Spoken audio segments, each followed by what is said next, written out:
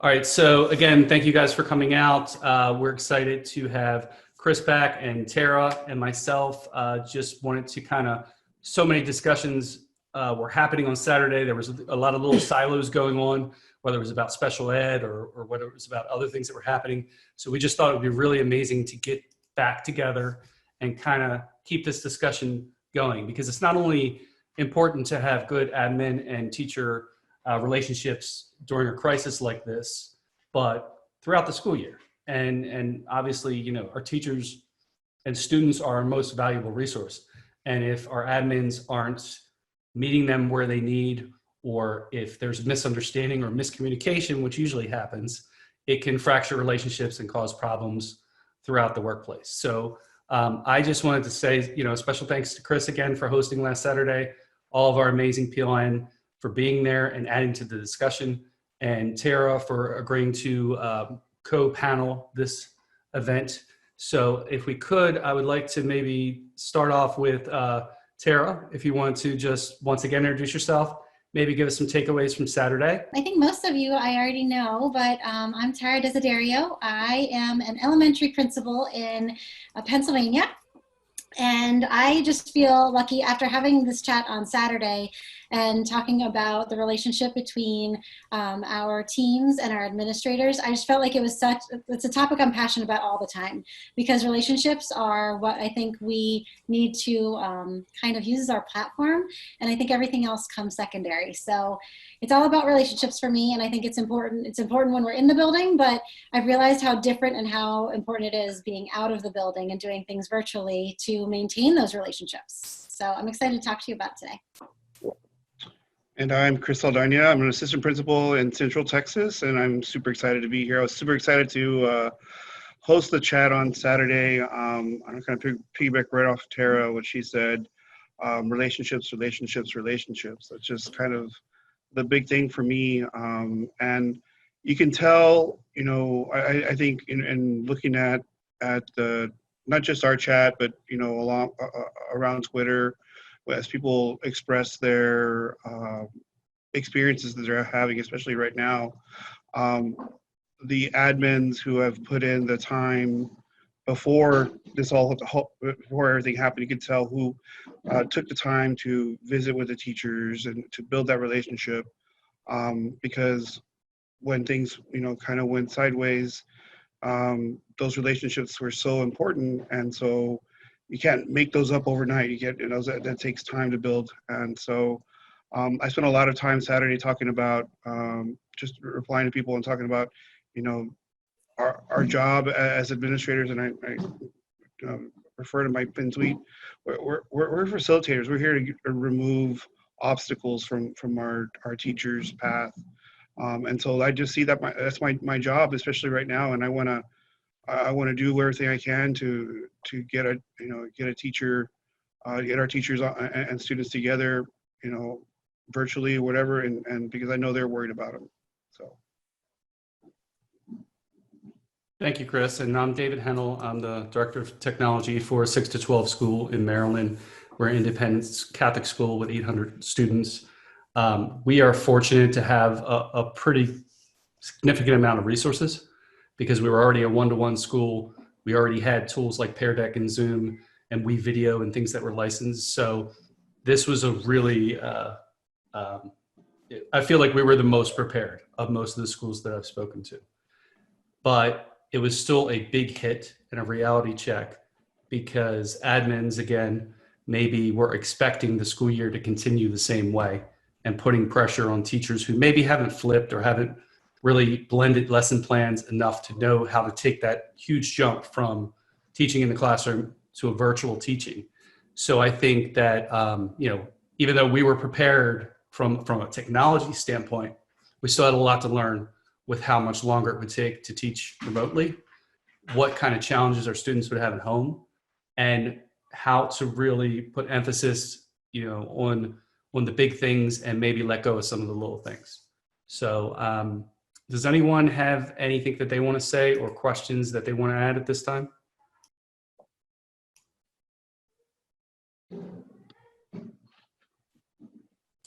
Well, I hate silence, so I'll just keep talking. So if you don't know how to raise your hand, you should learn. Um, that, one thing I wanted to touch base on is, I think teachers really need to understand that they need to put less pressure on themselves right now. I know it is difficult, and I know a lot of times the admins aren't necessarily completely familiar with what's happening in the classrooms. They don't know your students the way that you know them, but the expectation has to curve. It takes way longer to teach online than it does face to face. The experience is different. And one of the things that I keep referring back to, and whether it's a good analogy or not, is you need to treat this time as if it was your first year teaching, because you have to first learn how to engage the students. Because without student engagement, you could have all the content you want. You could have all the YouTube clips. You could be using Flipgrid. You could have all these things out there, all the technology you have. If they're not engaged, if they're not getting any sort of feedback that they're doing well, or that they feel like they're not wasting their time, you're going to lose them. So I think that is a huge thing that we need to keep telling our teachers, and continue to use polls and forms to not only find out if the students think this is working, but their families. What do their parents think? Have they noticed their daughter's depressed or their son's depressed? Have they noticed they're spending way more time on video games than they were on schoolwork? What's happening at home, so that we can, as administrators, work with teachers and try to at least come up with a schedule that is more accommodating for the masses. I mean, you're always going to have people who are going to be outliners that are going to need more assistance, or maybe that we're maybe more impatient because they've already finished the assignment and it's hard for us to challenge them while we're changing our lesson plans to asynchronous. But we can handle those one-on-one. What we have to worry about right now is getting everyone into some sort of normalcy. And I think it comes from learning from each other. I think we need to, again, bring in parents, bring in teachers, bring in students, and let everyone make these decisions. And so maybe we even flip to talking to all of you about what kind of experiences you've had so far, and things that you think are working, and maybe sharing some things that aren't working and how it can be done better. Because truly, I think that's where we find there's so much leverage that we have right here, is that we can learn from what people are doing and what they're doing well and what they're not doing so well you wish they were doing. And how much of that do we have control over? I think that's the biggest piece, is that, just in speaking to some of you and talking about like kind of doing your own thing and then kind of catching some slack for it. Those are kind of things that we're trying to find ways to be creative and work around too, in that we know we're doing what's best for kids always. So if some of you have some. So we had a couple hands up. Can we go with Debbie first, and then I'll go to Francis? Do I unmute or do you unmute? You're me? good. You're Okay. good. I just had a quick question before I went further. I'm hearing principal. I'm not an administrator. Is that okay that I'm here? Yes. It's better that you're here. Yes. Okay. Exactly. Yep. Because I was hearing admin and I went, uh-oh. No. Okay. No, we want to hear everyone's perspective, and we're hoping that maybe if you had questions that maybe you're not getting from your admin team, that one of us can help as well answer them, just based on our perspectives. Francis, could you go ahead? Hey, how's everybody doing? Sorry I'm Hey not there. on video today, but I want to share with you. I don't know if you saw the news coming out of New York, and when we're talking about expectations, unfortunately for many of us, especially that are still teachers, the expectations are absolutely ridiculous. And all the feedback we're getting back from our parents is it's too much, it's too hard, you're asking too much. I know I saw the chat, it's on a PJ day. I'm just a little under the weather, so that's why I left the camera off. So I think, as far as we have to remember, and I saw, and I should have saved it somewhere, but we're all kind of in our first year, so to speak. I mean, because we're such a new experience to everyone, and so we're not just bringing our, not just administrators or teachers and students, but also our parents. our parents they're in this whole new world as well. When they're having to manage, whether they're working or not working. I mean, they've got full plates as well. So that's something I definitely tell my teachers and say, like, look, and I've got a situation, I'll talk about that in a second, but I tell my teachers, you have to plan accordingly and mitigate some of the expectations you might have for your students. And the situation that comes to mind I was about to reference is I've got a student who, we're in a shelter in place.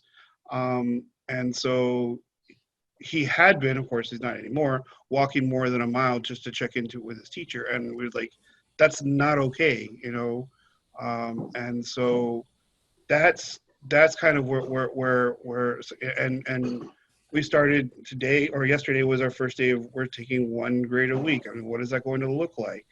Is that even fair? And our chief academic officer, first thing she said, I know when we do that, we're grading equity, we're grading access. Is that fair? Is that right? What do we look like? What is it? And so I think Well, there's. let me jump in for 1 second. Absolutely. So now I'll give you an example on my end. When we talk about equity, access, and especially for administration, judging teachers, which is what we're finding a lot of us in New York. I have all teachers, none of them know technology. I mean, all administrators, none of them know technology. I have a staff who were not tech experts or tech enthusiasts. The technology gap is real in my school and very large. I trained my whole staff in 3 days to the best of our abilities. And now the expectations and what we're expected to do, it's stuff that the staff can't even handle.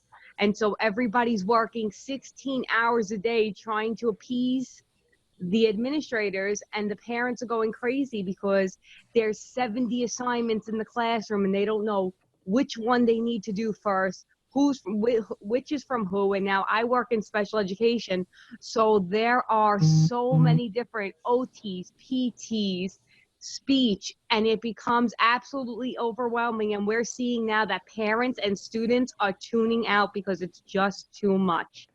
Hey, girls. Thank you, Francis, for that. I think we might have a couple people who can kind of respond to that. But I also wanted to get some other questions out there first.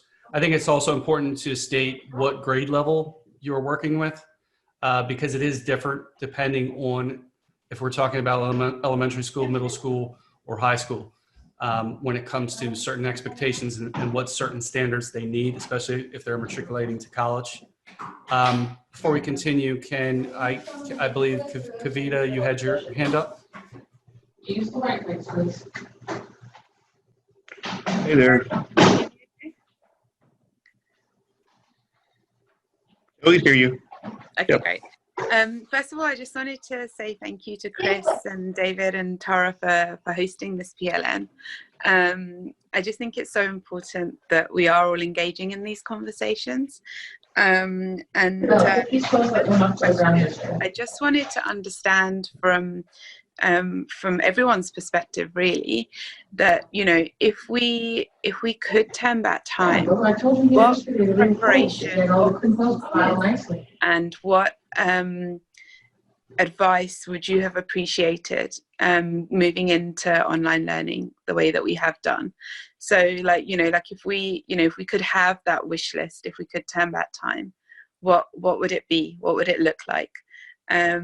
Because I do have a couple of examples of some projects that I've been involved in that I hope are helping, but I'd really like to hear from everyone what that wish list would have looked like.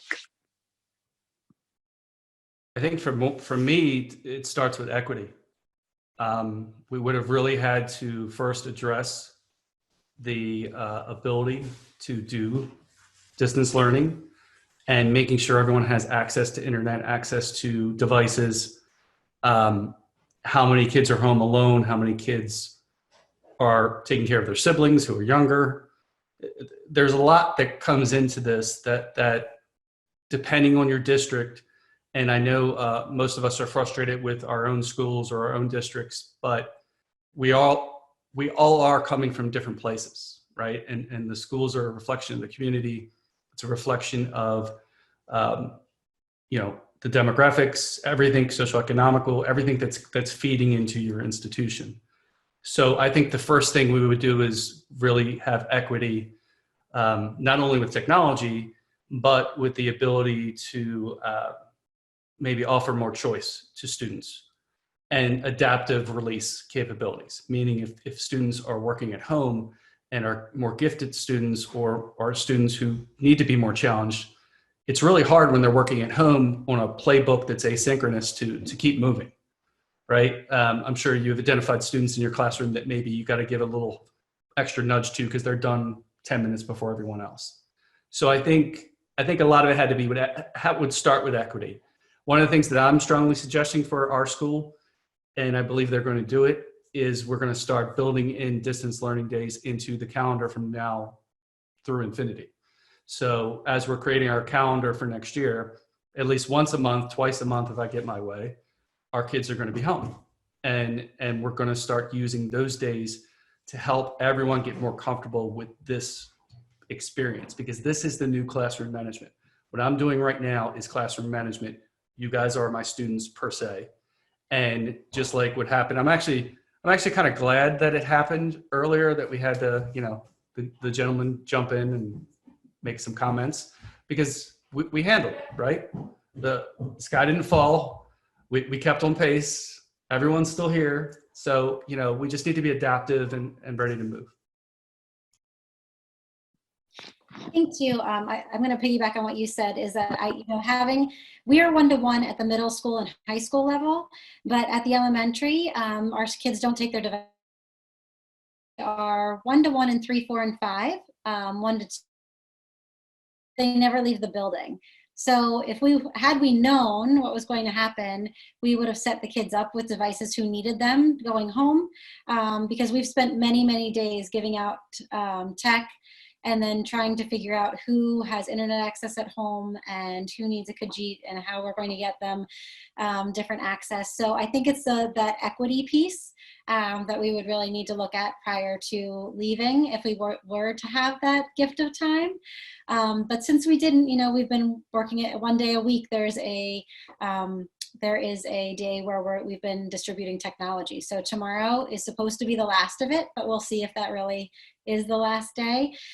We've tried to have engagement logs where we see just who is actively showing up. Not that they are showing up and doing 100% of the work or anything, just how much are they present, and are they coming to our Zoom meeting, or we do Google Meet, are they coming to our Google Meet sessions with their teachers, and what are they doing during that time, and are we seeing who needs what? Because we found a lot of kids, certainly just like almost every district, were giving out food on Monday, Wednesday, and Friday, and just by making calls to some of our families, they know it's being given out, but they can't get there. So what do you then do? And so, this week I'm delivering food on those days, and I'm going to take it out to them, because now we finally know that they need it, but they can't get there. So just kind of the knowing what we need and having a better gauge of who needs what could have been a little bit better. But I think knowing that we're on this platform, and Debbie, to your point, that, just thinking about if we're expecting everybody to be on this platform, what are we doing to make sure that everybody feels comfortable there? So we, every day during the week, 3 times a day, our tech coaches are offering what we call pop-up PD. So they're offering sessions on, Flipgrid, and on how to use Meet, how to, even for people, how do you use your email, and how does it sync to your calendar, and how do you book things? So there's just different sessions so that they feel comfortable, and then they're all being archived, so you can go back and watch them if you can't make the session. So pretty much making sure that people have what they need in order to be successful, I think, is one way that we can really kind of push forward, and knowing that we're offering people what they need, and not setting them up for failure, because that's not going to help anybody.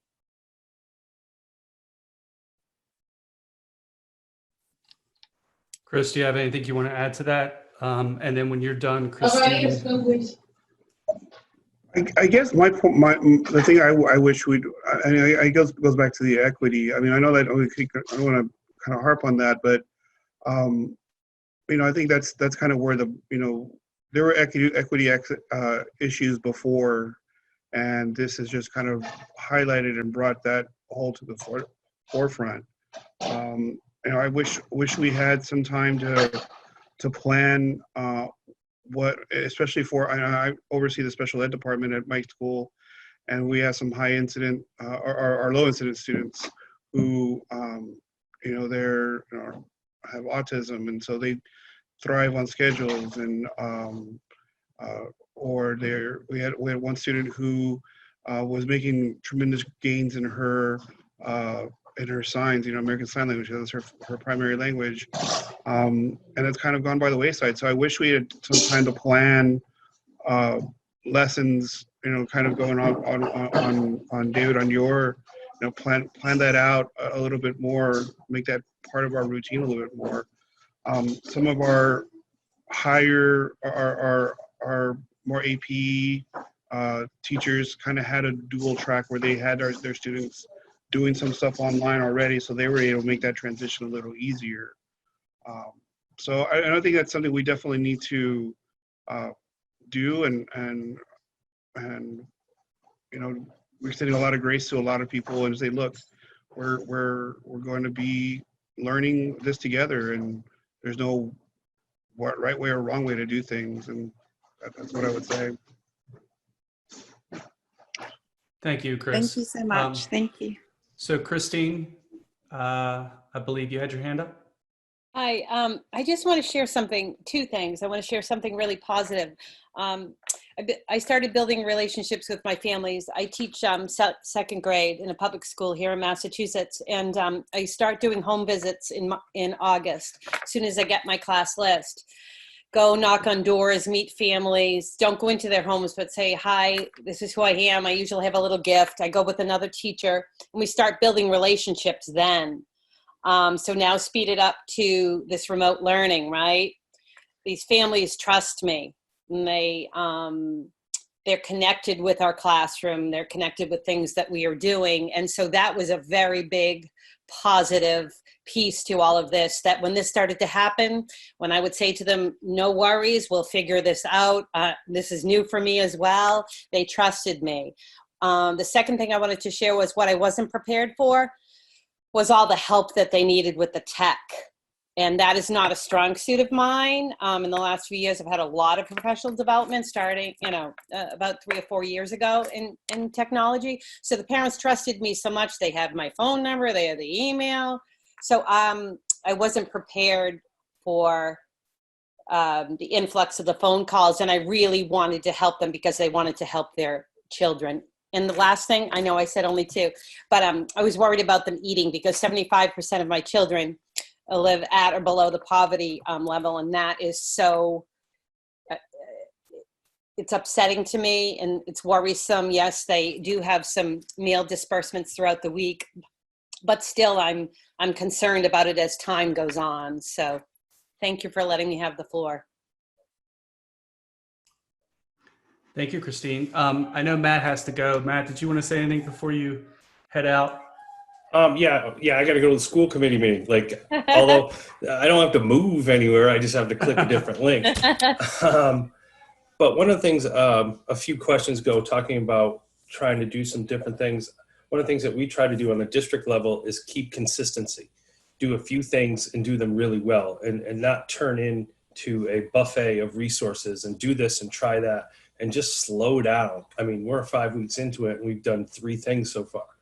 And not that we haven't done a lot, but we focused on a few different tools, so it didn't turn into this crazy learning. And the other thing that, I've been very blessed in my new role. Christine and I actually used to work together, and then now I'm in a different role, in a different district, and my superintendent has let me kind of take the reins. And I've just told everyone just to slow down, stop trying to be school. We're essentially, what we've turned into, in my opinion, is educational used car salesmen. We are trying to convince people that this is important and trying to find a way to deliver the things that we are passionate about to students who essentially don't have to do anything. They essentially go to school in their house now, and this is all new. So my big recommendation to the group is try to do something different that you wouldn't think you could do, because we're not really doing, quote unquote, the traditional school setting. And where I have found people hit roadblocks is when they try to do that. And so we've set week-long assignments in a sense versus day-to-day. The teachers that I've seen stumble have said, oh, I'm going to set an assignment over today, it's due tomorrow. Well, if a kid's mom's a nurse, they're not getting to it. Like, just deal with it. So those are a couple things that we've talked about. And now I get to go tell all the elected parents in our district all the great things we're doing. Thank you, Matt. Thanks, I Dave. This appreciate was that. awesome. Hopefully continue to do some more of this. Yes, thank you so And much. if Christine gives you any trouble, just like mute her. No, I wish- she's great. She doesn't bother anybody. All right, well. We'll talk speak about for it later. yourself. Okay. All right. So, okay?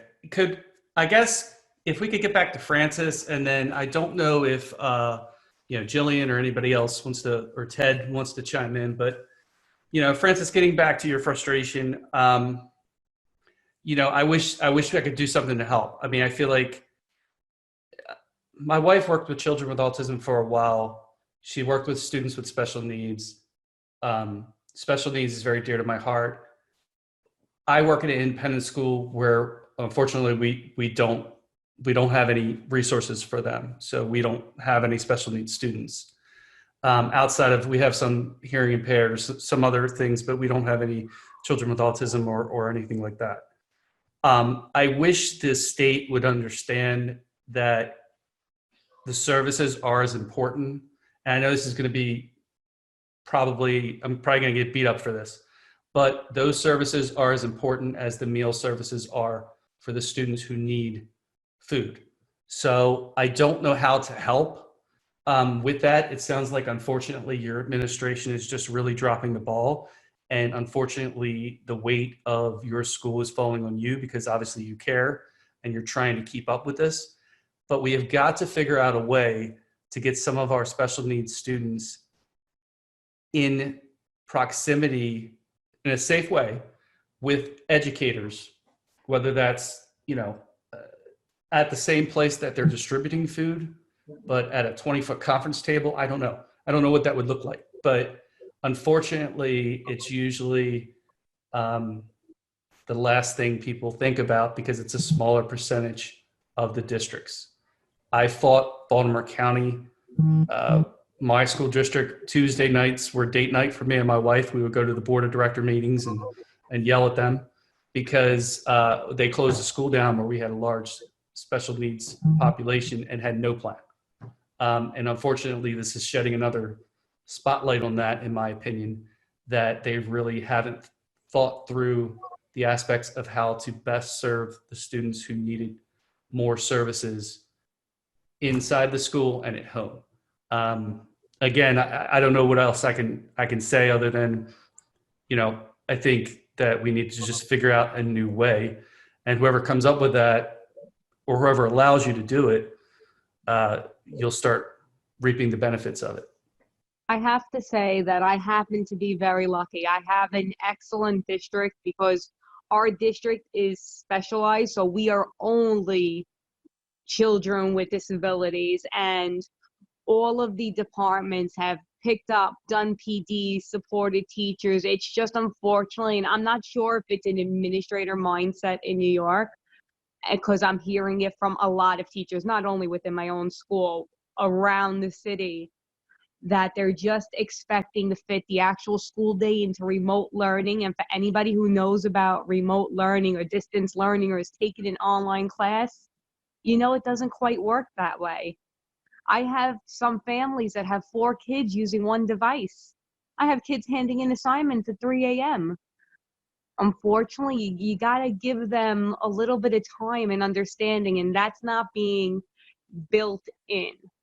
And when you talk about our most disabled children, something that's really beautiful, at least in my school, I've been very, very lucky we have children who are in a 12-on-4. And so that's our multiply handicapped, and that's our children in wheelchairs. And we've actually done these big Google Meets where we're getting as many kids as we can online for FaceTime.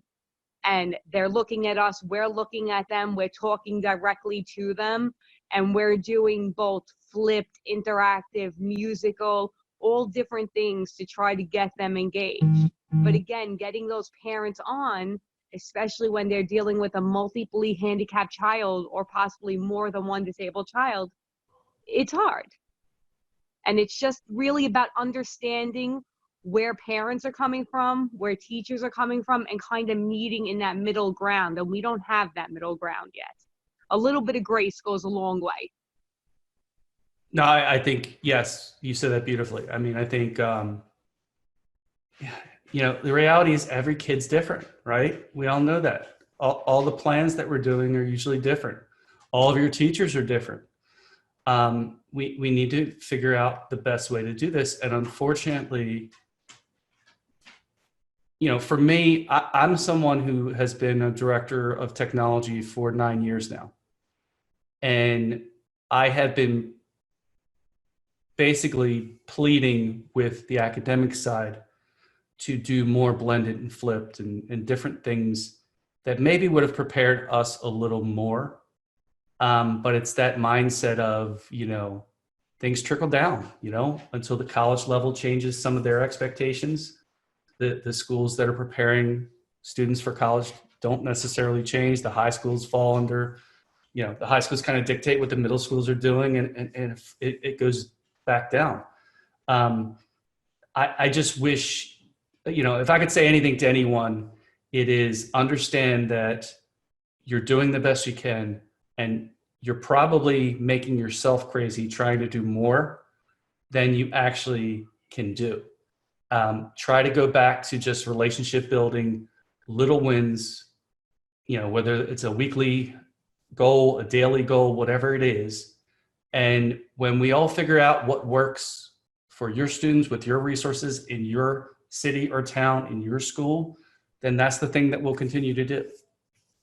I just want to piggyback on what you're saying really quickly. I know Ted wants to talk too, but when we talk about giving our teachers grace and giving ourselves grace in doing this, we need to think about going back to basics and what do kids need and what do our parents need most. And so we spent 3 weeks of just making connections, and we had a digital board, like choice board, that our kids could do during that time, but nothing was mandatory. And so we spent 3 weeks of making connections, what they needed, who needed what, where they were, and then from there, building that trust level and following up on what people said they needed and connecting them with the right services. We're building and laying that foundation of trust. Ted mentioned before in the chat about, allowing teachers to do what they will, do what's best for kids. That's our philosophy. We need to do what's best for kids right now. We need to build those strong relationships with them so that they remember. I'm in elementary school, so sometimes our families aren't there with them, and they need to want to remember that we're going to do a Zoom meeting today at 2, and that they can maybe set an alarm or do something, or I know the show comes on TV at that time. We give them little things to remember so that they remember that that's the time we're going to meet that next day. And so just building those relationships with our families, I think, is the best thing we can do. One of the things I think we often forget about when we're talking about working with, we house autistic support at my school as well. And, people that we leave out often are the teachers of those kids. So we're making decisions for people, and we're not the ones doing it. So involving our special ed teachers in the decision-making process was huge. And they've been doing just what you said, Francis, about meeting with the kids online and having meets with them. And they're doing virtual therapy sessions with them. So they're actually doing a co-teaching model with the parents. So they're showing them, okay, go get this from your house. Let's do this together. Let's play with these objects. So they're kind of working with them so they know what to do when the teacher's not in front of them. Because, a lot of them are saying, did you know that they act like this? And Yeah, we know that happens all day. But they didn't know that when instructing them, this is what was happening because they're not the ones that were doing it before. And they weren't acting like that for their parents because it was two different responsibilities. And now they're trying to play a different role. So again, it is giving people that grace. And with us, like, as I know that I put a lot of pressure on myself as an educator, we need to look at what's actually being asked of us. And then how much are we going beyond that? Like, what is self-induced pressure that we're putting on ourselves to do more? And how much of that is reasonable? And like, what's best for our kids? What we're expecting ourselves to do? Is that what's best for kids? Or are we putting like undue pressure on ourselves in this time? So that I always like to self-reflect because a lot of times I'm putting more pressure on myself than what's really being put on me. So just food for thought. Okay, it looks like Debbie not only has her virtual hand raised, but her actual hand. Go ahead, Debbie. Are you still muted? Let me unmute you. Oh. Go ahead. Okay. I'm listening to everybody and it sounds so wonderful compared to, except for Francis. Francis, I'm in Connecticut and I'm in a Title I school where we have a 40% ELL population and 9 active gangs. I can't find 20% of my kids right now. And I'm flipping out about that. I don't know where they are. I don't know if they're home. I don't know if the gangs picked them up. I don't know. Our first concern was getting kids fed. Our second concern was getting kids technology. And the model that they told us we're using is a program called Edgenuity. And you go on as a teacher and you say, no, we did fractions. No, we didn't do geometry, da, da, da, da. And the kids learn at their own pace. So I can't set a deadline. I can't say by Friday, I want this. The program does that.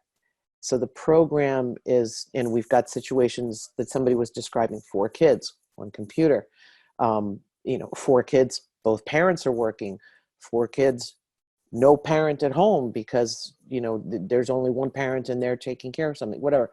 But our biggest struggle is we feel like call centers because we're not allowed to teach. We have specifically been told not to hold an all Zoom lesson because of equity issues, because of time, because of this, because of that. And so our biggest challenge has been, instead of just having, when I used to teach elementary, now I'm in middle, I have 110 kids. So there's about 25 I can't even find. But the other ones are just emailing, and then a parent is sending something, then an admin wants a report, then a special ed teacher needs something changed. We're ping-ponging all day long. I'm not teaching, and I hate it. I hate it. And they said, we have to do Zoom meetings once a week. So I got some flack because I said, fine, I'm not teaching during it. I'm not talking academics. We're playing games. We're talking. I'm not losing that relationship that I've made with them all year long for 15 minutes of one kid talking about where they are. You can sign up for a Zoom meeting. I will meet with you and 3 other kids, whatever. And I said, because we're saying the relationships, that's what matters. And for a lot of these kids, school is their relationship. So our situation is very different.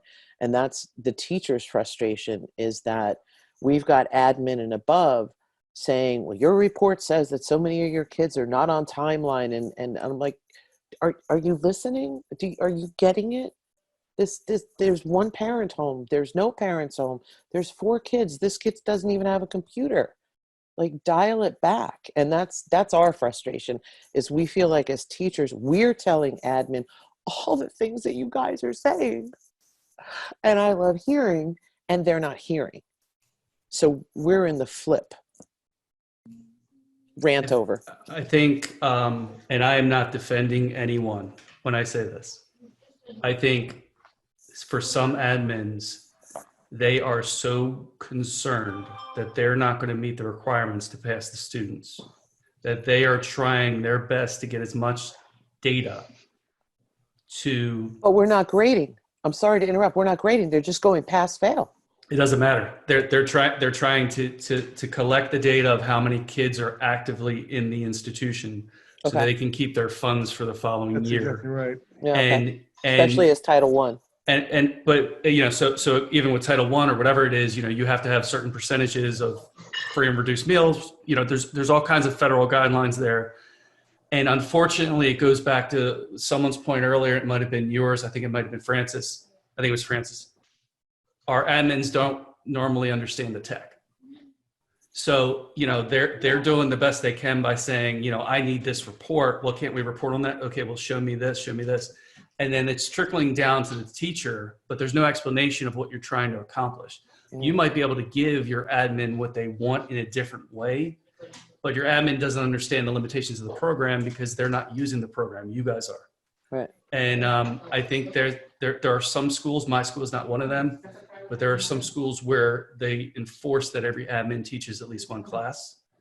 And I think in times like this, that would have been very helpful. Yeah, we don't know anything about the tech. They trained us in 3 days, and so the teachers are stumbling around. And luckily, it's been people like everybody knows Taylor. Taylor has had 1,000 conversations with me on DM because I am the worst in technology, and Taylor from where he is halfway across the country is helping me help my kids. And That's the only reason I have any followers.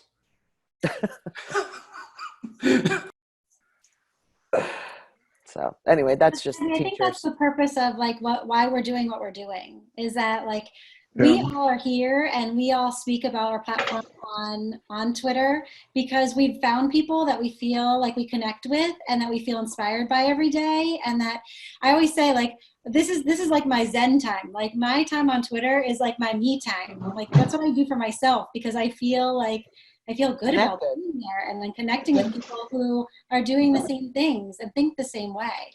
So utilize the people. That's why. And Taylor wouldn't help you if he didn't want to help you. Oh, So. God. He's an angel. He's such a sweetie. Yeah. All right, I would love to hear from Ted now. Yes. Hey everyone. So I'm from Missouri, and like I said, I'm a retired middle school principal, and I just, as of June 30th last year, how ironic was that? And so I'm an educational consultant here. So I mentioned that I was a rogue principal, and I told my staff that we build relationships first, and after that, everything else falls into place. Our attendance, we did well. Behavior was down. State achievement scores were high. And so I told the staff, we don't worry about that stuff because we build the relationships first. And I know Frances says she's doing that in her school. And I just hope that other leaders would just say, we need to stop the madness and build that first. We need to feed the kids. We need to meet the parents. We need to help the low essential, our special education kiddos. My wife is an elementary essential skills teacher. And so she is on Zoom all week long with her families, and she's doing basket drops once a week, with things for the kids to work on and different manipulatives. That's what we have to do. But I think what we didn't think about was throwing the teacher with the bathwater, because we started this journey and we didn't think about the PD that teachers need to do this.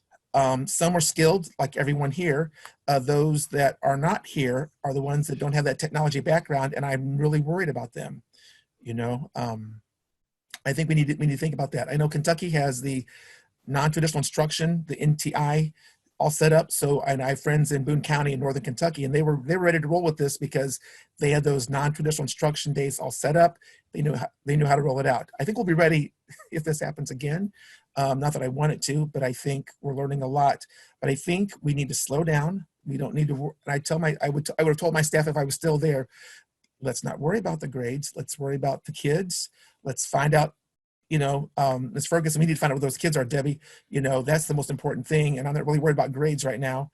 They can all pass as far as I'm concerned. That's why I tell my staff, put a P in there. I'm not worried about the F, because next year's a whole nother story for us. Because the SEL will be very different, and we will need to be starting over next year. So everybody hang in there. I think we talk about the SEL piece all the time and where do you fit it in? And now is the perfect time. Like, we were just given the gift of time to fit that in, because that's what this time just allows itself and lends itself to building those strong relationships and teaching kids all those lessons that we didn't know where we were going to fit in before. You know, I do feel blessed that we worked collaboratively, and we are sending out week-long templates, and it is not extensive amounts of time. They can complete what they want when they need to throughout the week. Their teachers meet with them mandatory one time a week, but they are really meeting with them several times a week by choice, and just meeting with them more to do read alouds and to do, you know, like things that are going to make them bridge that gap a little bit more. And we're doing a lot of talking about what the kids need and trying to use the time that we have to kind of meet those needs. So it's not like when those lesson plans go out, it is a certain amount of time for the week. They need to be on different platforms for our reading and math, and it's all online and it's scripted, and they have it and they could do it right on their iPads and they're done because they have them. So we have that luxury. But you know, for everybody else, like, you know, the other things that go along with it is just a matter of, are they safe? Are they okay? Do they feel loved? You know, going back to all those things we say all the time. And all the families we're talking to in our district are saying, I thank you so much for what we're putting out there, because they know we're meeting them where they're at. We have a lot of families. We live around a bunch of hospitals, and we have a lot of essential workers. So many of our families are still working hardcore on the front lines, and so at various different levels. And so, you know, meeting them where they're at and recognizing. I actually talked to a mom, and I said, she said, I'm only off on this day and this day, and I can't. And I said, then don't do it on the days you're working. Don't do it. And you need to love on your kids when you come home and spend that time with them. And then on the day that you're off, maybe you take an hour and you work with them for that hour, and then you play. You know, like, they need to know you're okay too. So I think just making those building those bridges and having those relationships is just important. And it's one thing that our district did embrace. And I know that's hard if you didn't. So Kelly, I think you're going to say something. You still have to say. Callie, you're cheating. We got Kavita and Hendrik first.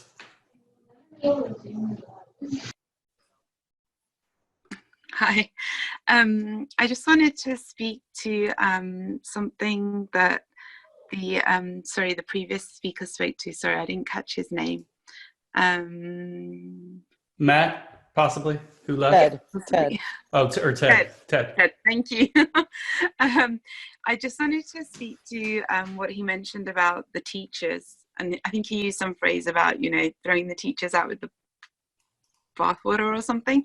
And, you know, I just really wanted to speak to that, because one of my main concerns when all of you were moving on to online learning was really, who's looking after you?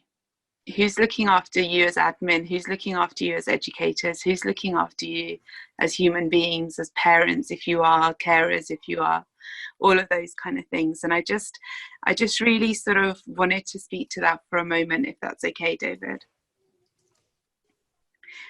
So basically, one of the things that came to my mind is that we're speaking a lot about the social emotional well-being of our students, but one of the sort of philosophies, if you like, that I've sort of realized is really important for all of us to live by is that if we fill up our own cup, then the overflow is more readily available to others. And you know, in that way, we can really benefit others around us in a more meaningful way. And so I just wanted to sort of share with all of you today that, you know, we are doing some things with a school actually in Chicago, and trying to support the educators with that sort of way of being, that way of thinking. And we've had the support of admin to do so. And so I just wanted to sort of share that with you as something that, you know, potentially if you are interested in sort of implementing, then I'd be happy to support that work with you, because it's sort of my gift to educators in this time, because I feel like I can't do the work that I normally do, which is to support educators and students and whole school communities in a different way, where we're thinking about global sort of education and all these other things. And you can look at the Inspire Citizens website to find out more about that. But this is more something, you know, that I wanted to sort of offer to all of you. We're calling it the Alphabetical Survival Guide to COVID-19. And it's something that I'm doing with the school, where we support them for 25 minutes every morning, Mondays, Wednesdays, and Fridays.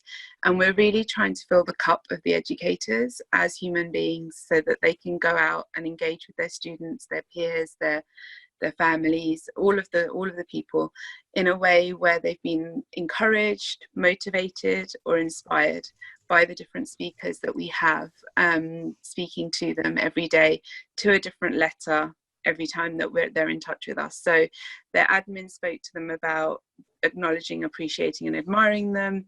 We've had Evan Whitehead speaking to his balance, boundaries, and breaks.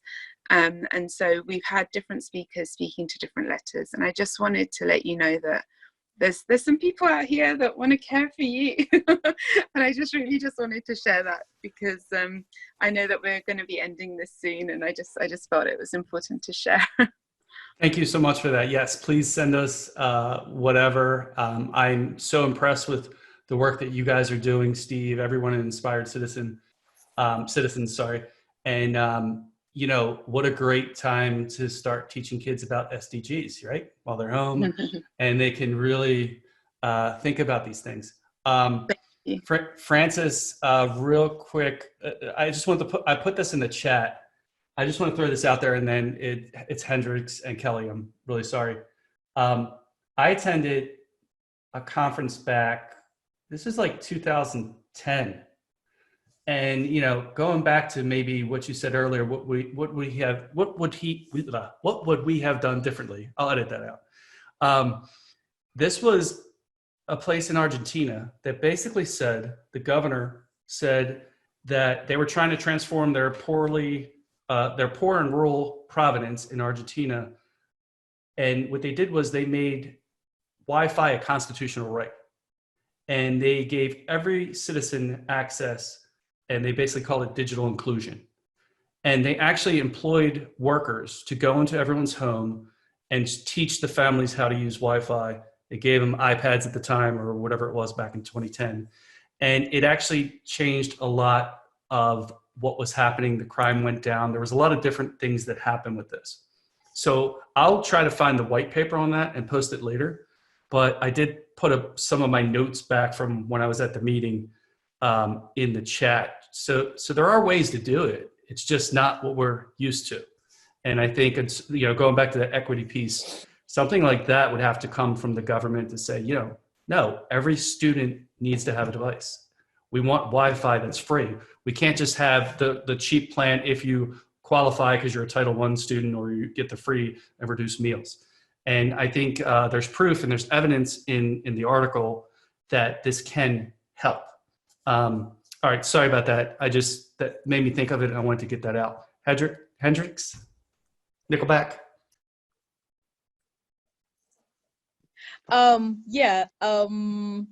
The thing I was thinking going back to what you were saying and going back to what Ted was saying as well. I feel like as a tech teacher, there's a lot of support. We have on our campus, we have put together videos and we've got materials, but when I look at the stats, our teachers are not really accessing them, or they're accessing them and spending a couple of minutes and then, oh, okay, I guess this is too much. And so my question is, think tank wise, how can I go about checking in without giving them the feeling that, oh, hey guys, I want to help you with this. I know you're probably not doing well, so let me show you.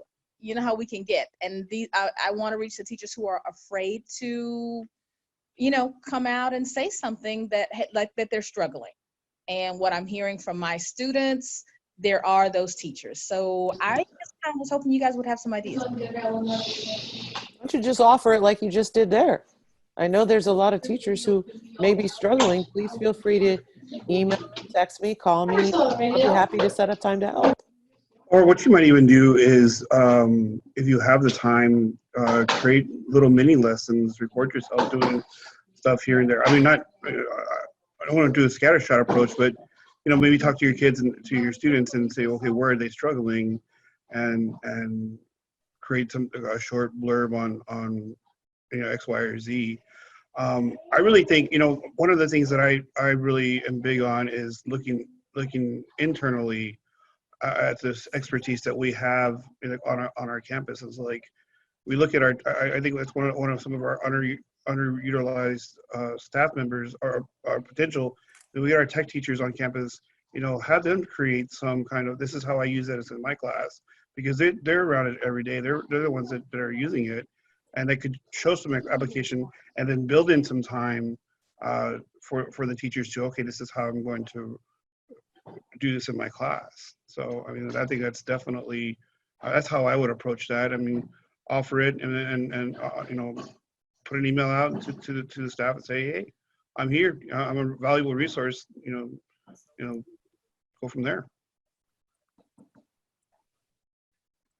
Yeah, I agree. I mean, I think that's what I'm hearing. I mean, I'm seeing. I've offered. I've made the offer. We even have a student staff who does it. They are there to help teachers, but they won't reach. I hear from my students that they're struggling, but the teachers who are struggling don't reach out. So that's kind of where how can I guess calling them, or calling them or texting them individually and say, hey, you good? Can I help? Because they won't reach out, and that's the sad part with all of this. Yeah, and I think that's where, like, offering that help, as far as like the blurbs that are, like, pre-recorded blurbs, let them give them the access to you, so maybe asynchronous. And I don't know, sometimes you're like, I don't want anyone knowing that I don't know how to do this. I'm in my 20th year of teaching. I don't know how to do this. How is that possible? Kind of deal. So there's no one, so if you put out, a request, I'm going to do a lesson on Excel or something like that, on using Excel or something like that to X, Y, or Z. I mean, and this is my, 3-minute blurb, 3-minute video on this is how I use Excel in my class, and this is how you could use it. If you want more, come find me. I think to echo that, did your state already call the school year or no? Yeah, they've called the school year, and that's the first thing we actually did. We have a whole Google Classroom just for teachers. Mm-hmm. That's those mini blurbs. They're just not accessing them. Yeah, for me, I think some of the challenges, some of our teachers are in Pennsylvania, they've already called the school year. In Maryland, they haven't. And I think some of the teachers are just waiting. I think they actually think they're going to wait it out and they don't have to learn the new stuff. And I'm not saying that in a mean way, but sometimes that's the culture that the school has allowed, with PD. A lot of times PD is a checkbox for some places, and your more seasoned teachers think, I'm not worried about that. It'll be gone by, July. I'm not going to worry about that. It'll be gone by August. So I think, calling the school year is the best thing. And then there needs to be some admin follow-up to say, self-assess. Do you feel like you're doing well enough with this? Send surveys out just to get some data back so that you can start gauging and basically phase your teachers in different groups. Because not everyone's a 10, but even if they're a 1, that's okay. They just got to move to a 2 at some point. So we just got to figure out that. And I think a lot of teachers are scared, to Chris's point, to say that maybe they don't know it, or that they don't want to, they don't feel like the tool is the right thing for them because they've never used it, and look how good everything has been.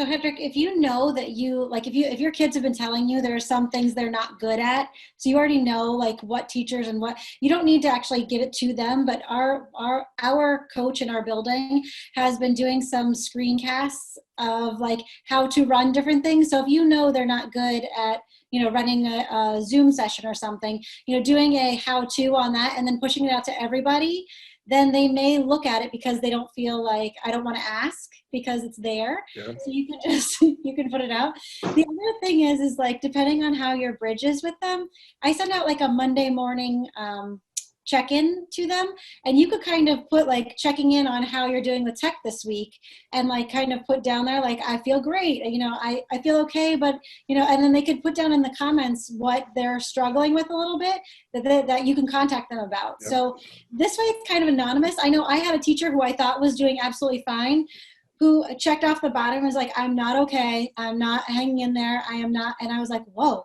So immediately I was on the phone. I'm like, what? Tell me, how can I help? But it's not somebody, every time I saw them, they were smiling like, yep, I got this. But on the survey, they were like, nope, I'm not doing well at all. So sometimes behind that, they'll be honest.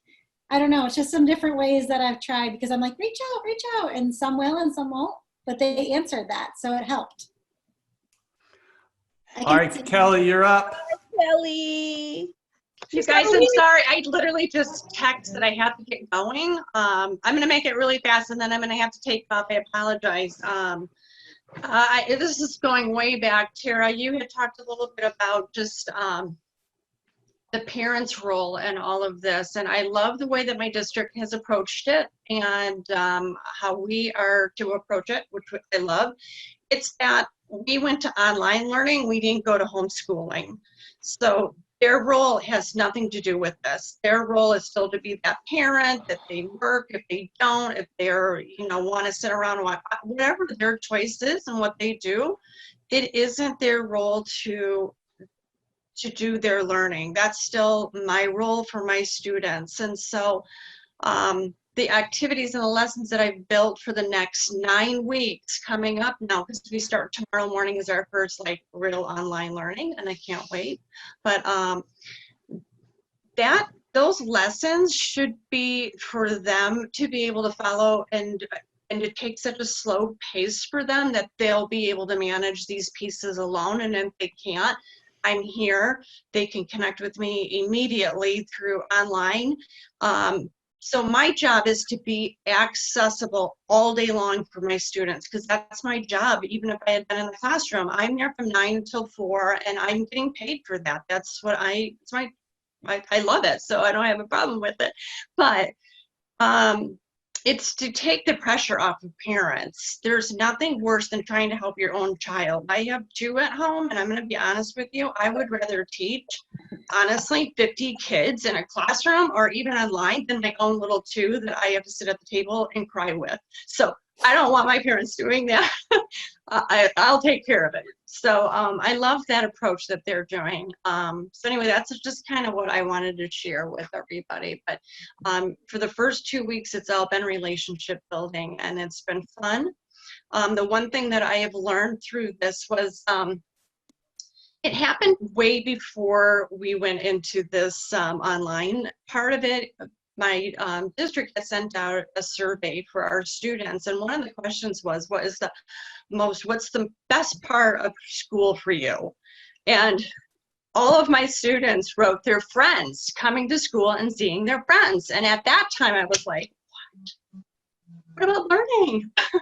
What about all the stuff we're learning? But it was their friends. And so what I've learned now is that word friendship is so much deeper than just their friends and just coming to school to see their friends. That friendship was their learning and how they learned, and that they had each other and that they used each other for their resources to learn. So if one was struggling, they had somebody, and they were able to kind of go with the flow with their friends, and they had that communication, the collaboration part of it, and it's been ripped from them. They don't have that safety net anymore. So this is so important to really sit and think about what this looks like for them. And it's not just being at home, it's that they do not communicate with their friends, and having them on Zoom meets is just not going to be the same. So no matter how we look at it, I cannot duplicate that classroom, but what I can offer is my compassion and my understanding that this really, really is a huge part of your learning. It's gone. Now let me help you with that role and make this even slower paced. I have to slow things down really as much as I can to get them where they need to be. The other thing that was a great thing that our district asked us to do was that we had to go through 9 weeks of our standards, what's left to teach. Pull out all of your essential standards, only focus on those, let the others go, we'll take care of them later. Only focus on what I teach fifth, so what do your kids need to go to middle school? What do you want them to walk in with? Those are the things you have to focus on. To be honest with you, there weren't like a lot of them, so you can go a lot slower and have that time. So anyway, those are just a few things I wanted to like throw out there before I take off. I want to tell everybody here, thank you so much. I adore you. I think you guys are phenomenal educators. So, all right, have a great one. Thanks. Thank you, Kelly. Kelly. All right, I just want to be conscious of time. It's like 7:10. My green screen is stopping. It's not working because the sun's going down. I'm happy to stay on for a while if you guys want to talk, but obviously it's up to you guys. I just wanted to make a couple points, I know that were brought up, and kind of to go back to like Francis's point that, and just overall, you know, we talk about extending grace to our kids, and we talk about extending grace to our teachers. I would ask teachers to make sure you do the same to administrators, because we get a lot of, we're kind of stuck in the middle a lot of the time, where we're trying to protect our teachers and our students from all the requirements that our upper administration is asking. And so so when I know, and I tell my teachers, if I ask you to do something, it's because I really need you to do it. I'm not going to sit here and waste your time. It's just because I need this, or there's a purpose to everything that I'm doing. And then I think Kelly had, the other point I wanted to make was Kelly had said something in the chat and said, this is new to everyone, and we're looking for middle ground. We don't know where middle ground is right now. We've never been in this situation. So we're working towards finding where that middle ground is. So those are the two things that I just kind of wanted to say. I mean, you guys have been awesome. I mean, and I really enjoy all our interactions on Twitter and here. I'm so blessed to have a great PLN. And when I'm feeling frustrated, I just, you know, say, hey, this is what's going on. What can you guys tell me? And usually I'm in the right spot, and you know, I would say 99 times out of 100, I'm right on. So thank you. Deb, you've been awfully quiet over there. I have just been learning today, but thank you. Fine. All right. Well, I appreciate you all. Thank you again for this. Thank you again to Tara. Thank you again to Chris. Thank you all for putting up with me. I know I talk way too much, but I appreciate all of you. And seriously, I couldn't ask for a better group of people to be in a chat with. And I hope one day we can all get together. And if not, I'm planning on having a Zoom happy hour sometime soon. Yeah. Okay, I do have one thing. You guys do give me hope that things are moving in the right direction. So that's good. I think Thank we you, are Deb. learning from one another. You know, I think there's so much to learn, and we can always do things better. And again, that's where this comes from. You know, like I just sit back and I listen so many times, or just read what people are posting, and I think, you know, that there are better ways to do these things, and you know, we have to work smarter and not harder right now. Exactly. So surrounding yourself with people who are willing to share makes it that much easier. Mm-hmm. Yeah. All right. Bye, guys. All right. Bye, everybody. Thank you.